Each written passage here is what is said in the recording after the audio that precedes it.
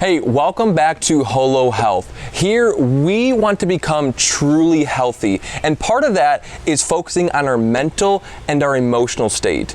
And as I was thinking about this, there's actually something that is in a good financial budget that can help us in our mental and our emotional state. So ask any wise financial advisor, and they would tell you to factor in this one thing in your budget that can ultimately help you in other areas of your health too.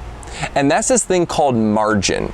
You see, ask any good financial advisor and he would tell you not to spend every single dime that you make. You need this buffer between how much you make and how much you spend so that when something happens, you can cover that. And when we relate this to our mental and our emotional health, it's the same exact thing. You see, margin is simply that buffer between our breaking point. It's that space between what we could and should handle. It's that distance between our load and our limit.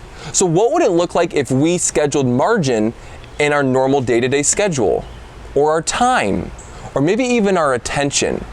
You see, our brain actually literally needs boredom to digest the day, and that's actually the place where creativity, inspiration, and innovation is actually found.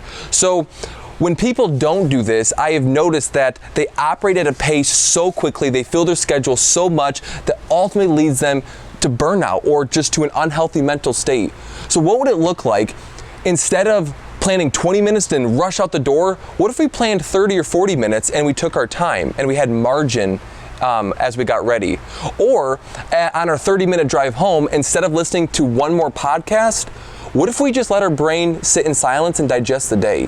Whatever it looks like for you, I would encourage you to think about, how can I schedule in margin in my day to ultimately sustain me in a healthy trajectory to become truly healthy? So thank you so much, and we'll see you next time here at Holo Health.